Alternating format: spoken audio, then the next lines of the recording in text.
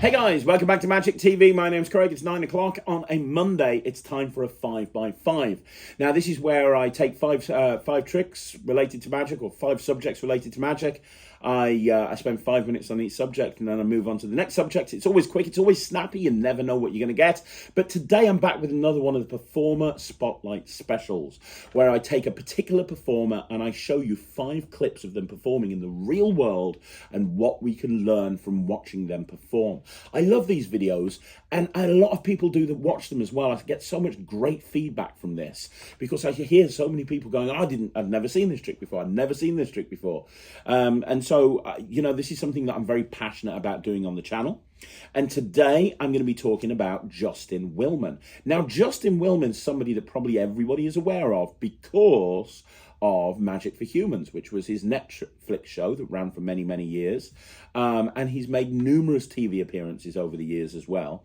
I've been a big fan of Justin's for many, many, many, many, many years, way back to when he was on Cupcake Wars, and his name was Just Incredible. Way back then, I was a big fan of his, and he... I think he's one of the best comedy magicians on the planet, as far as I'm concerned. I think that his style and his approach, he's very likable, he's very funny, he's just great. He really is. And I think that the success he's had within this industry can only be attributed to the fact that he's very talented, he works very hard, and he's very good at what he does. Now, what I want to try and do on this video is not necessarily go through any of the stuff that was on Magic for Humans. You can go and check that out yourself if you want to. You don't need me to actually point these different tricks out to you. What I'm going to try and do on this video is I'm going to talk to you about other appearances that he might have made over the years on TV or so on and so forth, and what we can learn from watching Justin Willman perform. So we're going to get into this. This is going to be a really fun one, and we're going to start with kind of 2 tricks in one video. So this is Justin performing on the Kimmel show, performing to Kimmel, performing the Red Cup of Mystery, and then combining that with Healed and Sealed. Let's have a What are we doing tonight, Joe? So I love watching you watch magic, right? Yeah, but I see that a lot. I rarely get to see you do magic. So I wanted to teach you a trick, if that'd be cool. I would love to do that. Good idea? That'd be great, yeah. You could be my apprentice, so mentor apprentice. I love this. Okay, Miyagi, Daniel-san. Yes. Okay. Wax on, wax on. Yeah, Usher, Bieber. Yes. So to do this, you need a can of soda and some cups. I'm gonna pour each of us a cup of soda. Are you right-handed or left-handed? I'm right-handed. You're right-handed. Okay, I'm gonna have you use your non-dominant hand. So you're left-handed. So hold it in your left hand and hold it kind of like you're toasting the audience there. Sure, of course. Yeah, and just, hold it. That's good. That's good. Freeze. I'll do the same thing. Fantastic. Wow. Okay, hit.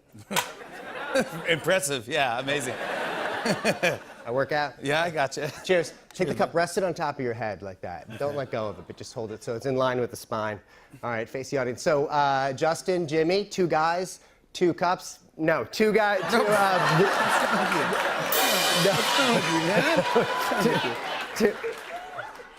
Just 2 guys. I am wearing a cup, by the way. Okay, so we're gonna make the soda in the cups disappear using our minds, Jimmy. There's 3 steps to do this. Okay, step 1's called the misdirection. I'll do it first, just observe. So I stand in one spot, I shut my eyes tight like this, and then, Quest, can you guys give me a little misdirection music? That's good, and I slowly rotate. In a counterclockwise 360, I'm thinking positive thoughts. That's spooky. That's good. Until I feel the light. That's good. So why don't you try that? Face forward. Shut your eyes tight. And now slowly rotate. Slowly, slowly, slowly. All right. Thinking positive thoughts. Oh, yes, I forgot about that. Yes, now I am. Until you feel the light and you made the 360. Yeah, I feel This is it. great. You're doing great. I Okay, feel good. great. Open Can them I up. open my- Yeah, nailed it. That's good. That's Thank good. you. Yeah, I can turn. That's step 1. Not everybody can do that. You can feel the soda's still there, right? We haven't done step 2. Step 2 is the incantation. Take your free hand, just kind of go.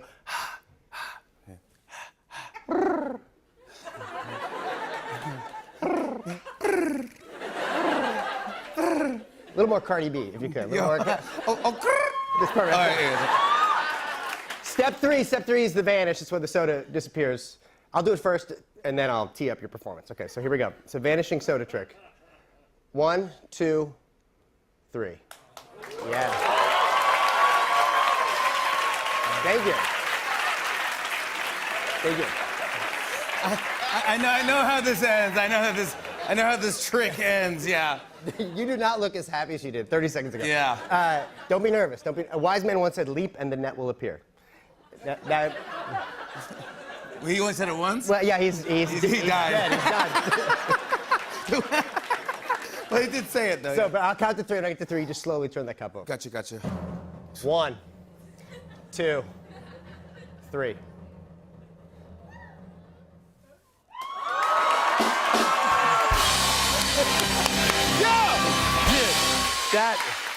What in the world? Well done, grasshopper. That was insane. That was a trick. That was a trick. That's like entry level. You have time for a miracle? Sure. Jimmy, let's do. What if you said no? No, not enough time for a miracle. I'm gonna use what's left of the can here. Mm-hmm. Here, get close. This is all you. Take your hands towards your temples, as if you're gonna kind of send the force at the dents of the can there. Okay. On 3, really send it. 1, 2, 3. Half of you act like this happens all the time. Jimmy's undenting a can with his mind. Here, we'll take it to the next level. Watch the top, watch the top. Wait, what?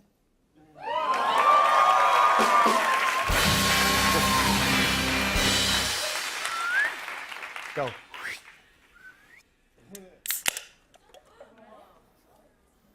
Don't even.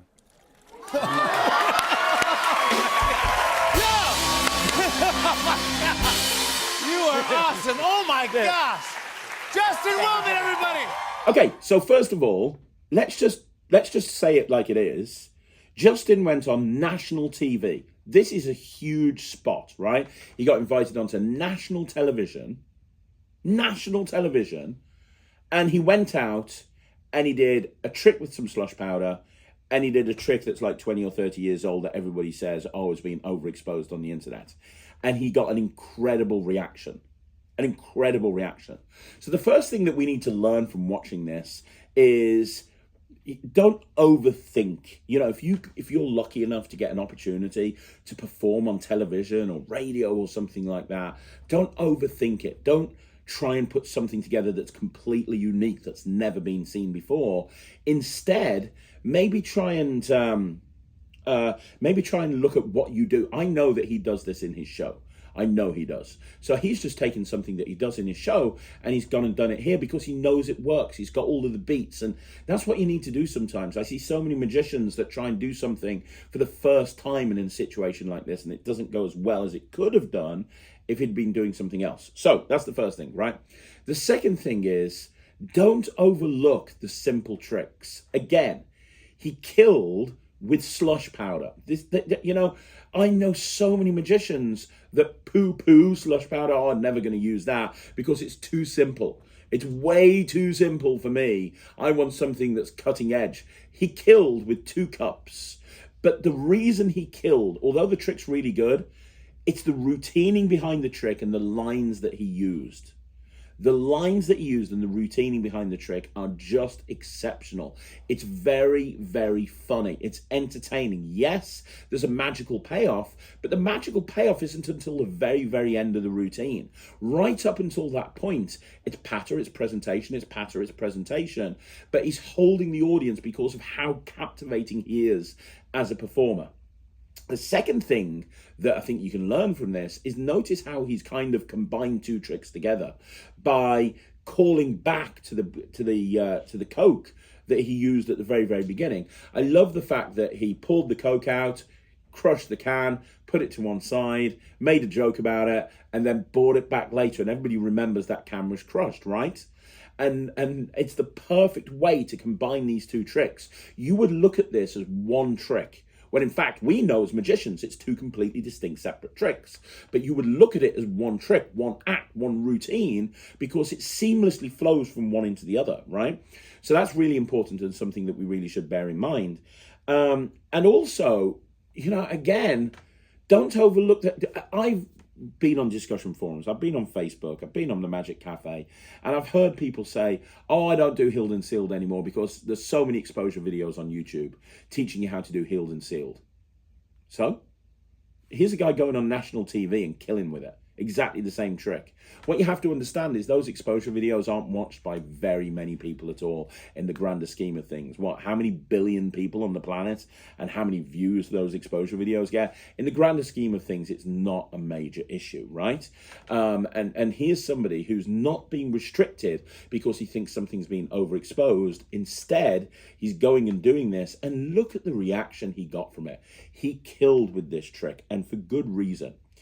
I don't think Justin has a problem doing, and I don't know him personally, so I'm just hypothesizing here, but I don't think he has a problem doing classics of magic or tricks that have been overexposed, as long as he can figure out a unique, different way of doing it to everybody else. And you're going to see this in this next video. So the next video is Justin performing his version of the Vanishing Bandana. Yes. Welcome back to Sleight of Mouth. I'm going to pick somebody out. Hello. What is your name? Adam. Adam, you're about to get magicianed. Adam, name any type of vegetable or fruit, nice and loud. Apple. Apple. Shit. Okay.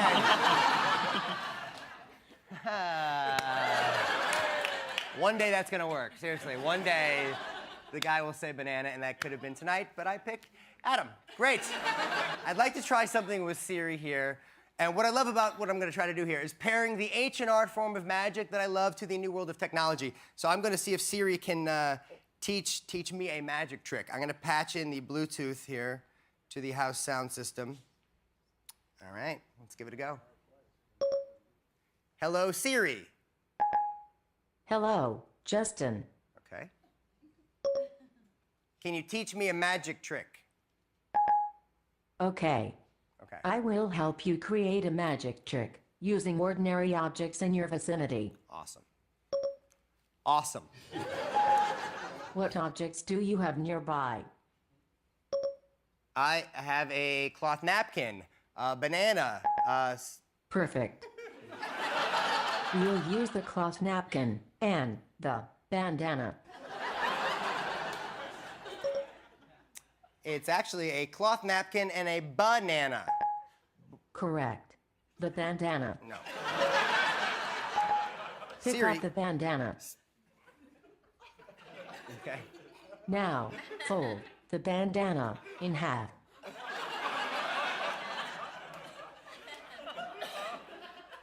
Now, fold it one more time.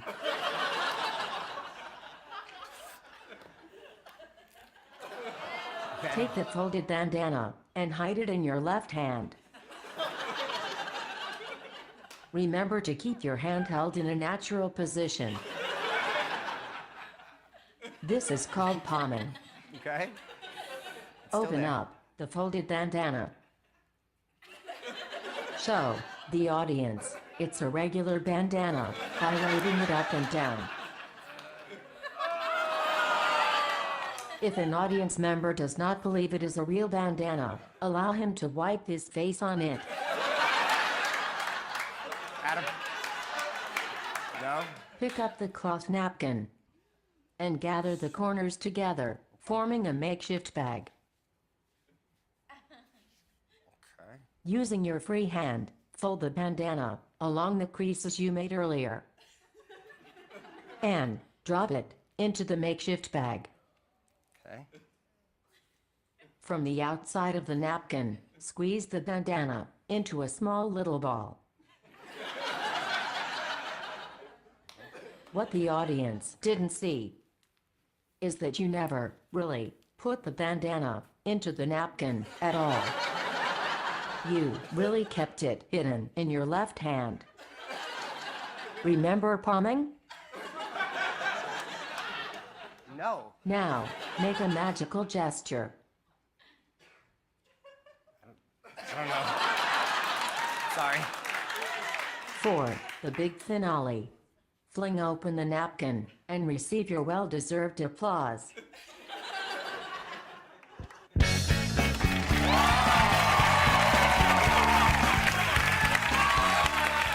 So I don't think that there's been a trick that's been universally panned by magicians than vanishing bandana.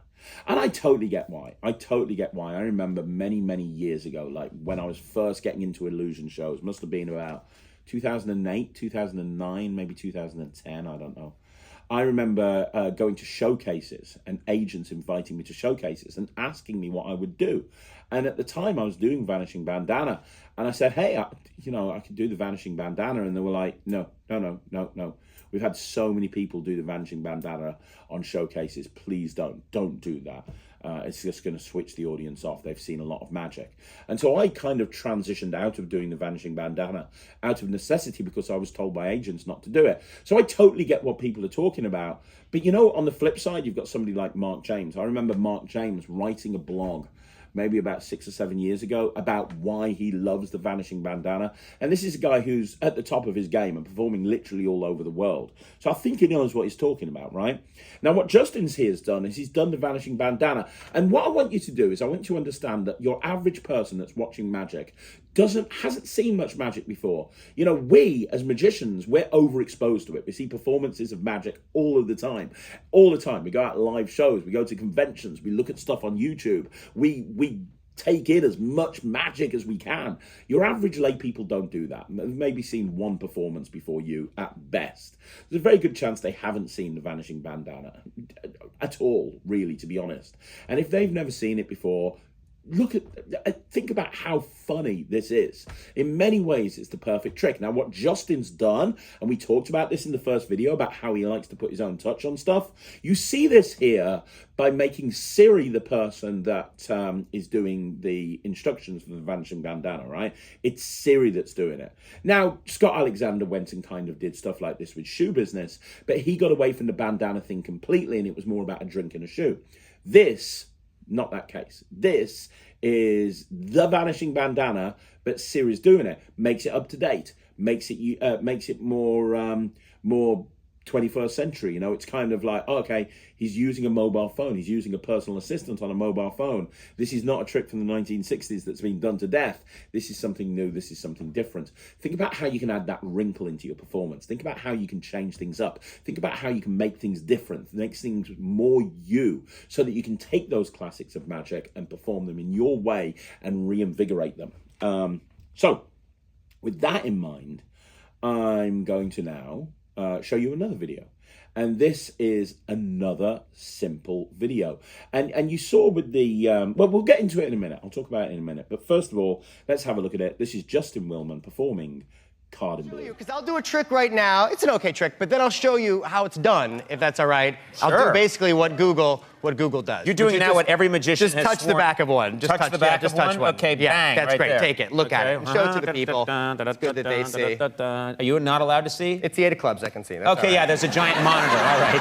I'm not I gonna don't pretend know. like I don't I see don't it. know. It's Okay, okay. 8 of So clubs. 8 of clubs. I've seen this before. So we shuffle it up a little bit here. And Andy, in a moment, I'm going to have you light a lighter. I have a lighter. All right. I'll say Freebird. Okay. And you light the lighter. Deal? Conan, Yeah, all right. hold the deck in your right hand. Right hand. Perfect. In addition to the deck, I have a nice ripe black balloon. And Yep. I just tap it very subtly. And then Andy, Conan really frightened me. enjoys That's magic. scary. I hate magic. The way you're holding that Freebird? balloon's real weird. Freebird. Watch, we just heat it up and perfect. One card penetrates in the balloon, the 8 of clubs. Look at that. Wow, look at that. Now, So how does that work? okay, so that's an okay trick. That's Okay? a pretty good trick. It's called the card and balloon trick. But the problem is that if someone sees that, I know if they go home and Google it, they'll probably figure it out because that is where I learned it. But the point is that it doesn't feel good to know. So I'll show you how I did it. Okay. Okay. So you pick the card. It doesn't Yeah. matter what card Conan picks. The 8 of clubs. I put it on the top of the deck and I kind of gave it a little shuffle like this. Right. Makes you think I'm losing the card in the deck. But you're But not. Andy noticed that from the back. Look I at that. did. The top card doesn't move. Yeah, See yeah, you that? just palm The it. front side is total chaos. Right. Backside quite orderly. So by the end, I was the 8 going of to clubs. stop you, but I decided to let it go. You're a see good where this sport. goes. That's Yeah. good. And then I handed Conan the deck, but after I handed him the deck, I palmed off the 8 of clubs. I palmed it. Yeah, there's no Santa. Feel this, people. This is the truth. Okay. And you held but the how deck did you up. get it into that balloon? You held the deck up as Conan's. So far, I'm like, yeah, okay. But you As- got it into the balloon. Okay, so while you hold up the deck, I then take the 8 of clubs and I palm it against the outside of a balloon like this, okay? Do not use a clear balloon, by the way. This Yeah, is that for balloon. That balloon's educational gross. purposes. Oh, I see. You see, I do that, which actually does nothing. A lighter pops the balloon, it makes the card jump towards your fingertips. That's how the trick works. That's fantastic. It's okay. I've never seen a magician, illusionist, what have you, do a trick and then say, and here's exactly how it It's works. kind of a bummer. That's the thing. Conan, I have to, if you want, I can make it magic again. Here, watch. Here's the alternative handling.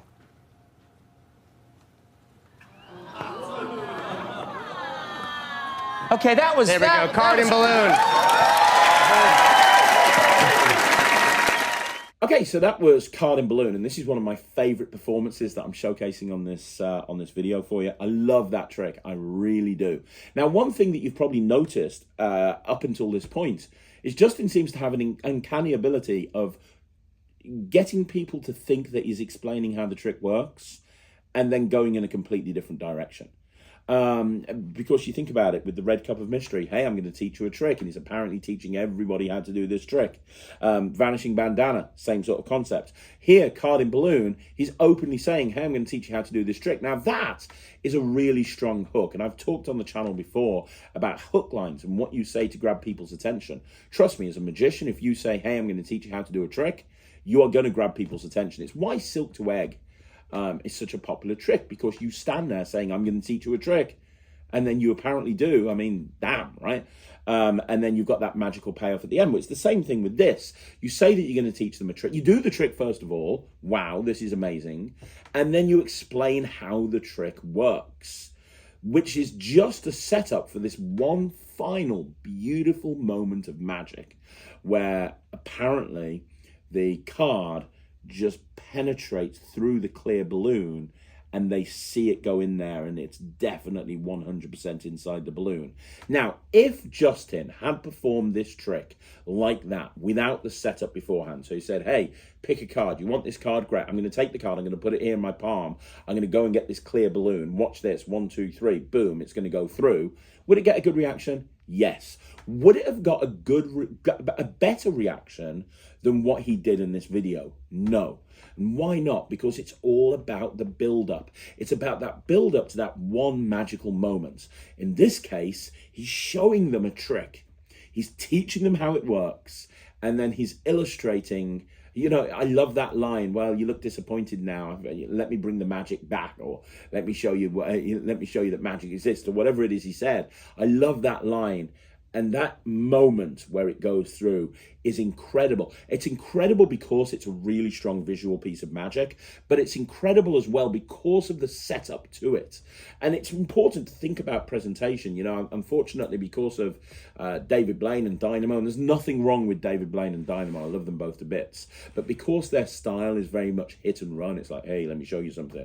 Wow, cool, and then they go away. We've got an entire generation of magicians that do that similar sort of thing, where they don't focus on presentation, they just focus on walking over, being mysterious, doing something crazy, and then going away, which is fine, but from a theatrical point of view, you want more. And this is a perfect example of how you can set up for one moment of magic, and you can set it up in such a way that it's more amazing than it would have been if you just performed it on its own. And if that doesn't say that presentation is everything, nothing does. And also, it's a kick-ass routine, right?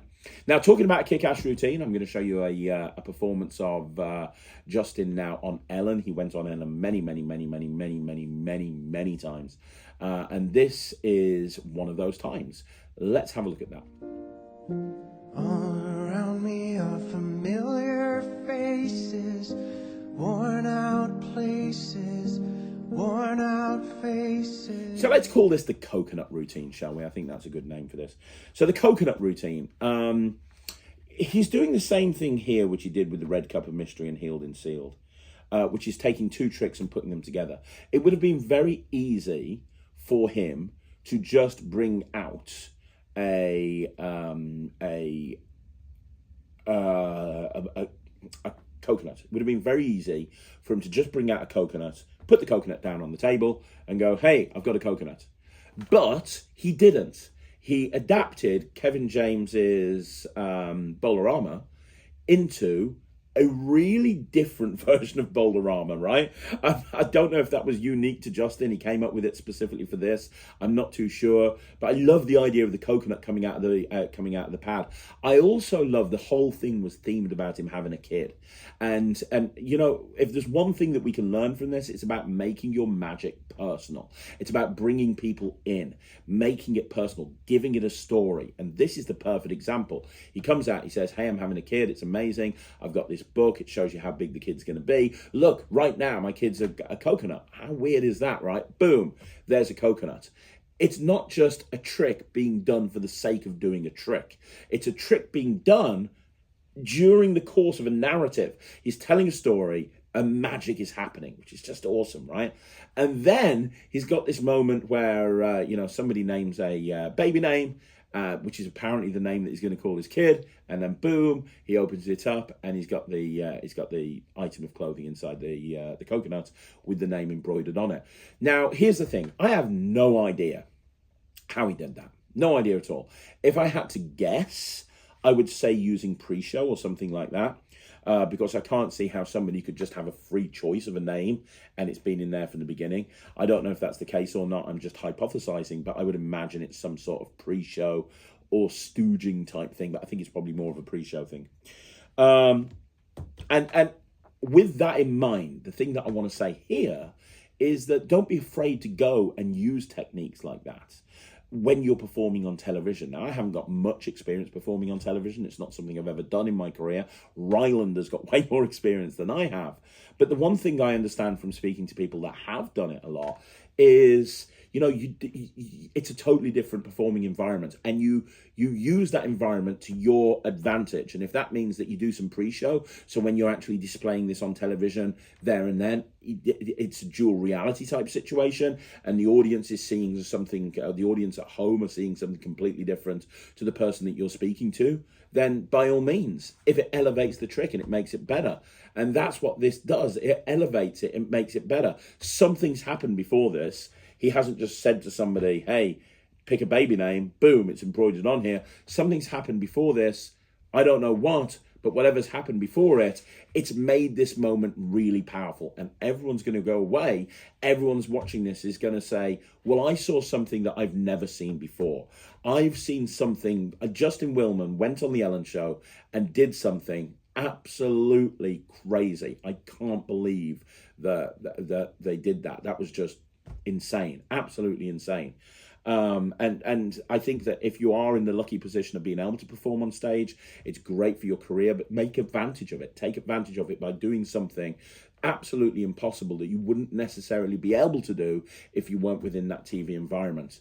And you know, what's nice about how the way that he used it in this particular routine is it wasn't the focus of it. It wasn't everything. You know, there were other elements building up to that. And you're going to see this in the final trick I'm going to show you as well. I've wrote this down as the frosted flake routine, and you'll see why. Let's have a look at that right now, and you'll see exactly what I'm talking about. So that routine is incredible. I love that trick, like with all my heart and soul. I love that trick, and what I love is the build up to it. I love the pacing. I love everything. I love that you've got that kind of gag at the beginning where you go, "Hey, I've got this bag. Think of any cereal." You know, and you're doing that thing where you go, there you go, Frosted Flakes, amazing. Yeah. And then you're opening up and they're all Frosted Flakes. Now, this is what I was talking about before. There's probably, and again, I'm hypothesizing, I don't know, but there's probably some sort of pre-show or something going on here, because you can't just walk up to somebody and say, name cereal, and you've got a bag full of Frosted Flakes. That's just not going to happen. But the way that he's actually incorporated this into this routine is that's just one small part of a longer routine. I love the fact that he's got all of these Frosted Flakes, and the first one that he took out is the one that he gives the person. But when they think back to it, they're going to be like, well, I'm pretty sure they'll think back to it and they'll go, well, I could have had any of those boxes. There were so many different boxes. And then he's gone into a very simple card to impossible location. In reality, this is a very simple card to impossible location. But what he's done is he's made it into a transposition. He's punctuated the moment of magic, made it into a transposition, and he's done that by basically having the frosted flakes appear inside the pack of cards, which makes way more logical sense. If the card's going to vanish and go inside the bag, then why wouldn't it work in reverse as well? And I love that, and I don't, again, I'm hypothesizing, but I love the fact that, you know, the frosted flakes are tipped into the person's hand. And then I imagine that card box is a little bit dirty at that point, but he's now focused attention over there. So everyone forgets about the card box because all the attention is focused on the cereal that that person's holding, which they can then look at and examine and so on and so forth. And by the time that that's finished, everyone's forgot about the card box. They've got the cereal in their hand, they've got the card in their hand, and it feels like everything was just super clean. It's routining like this that makes a good magician into an incredible magician. Like what I did there, just incredible.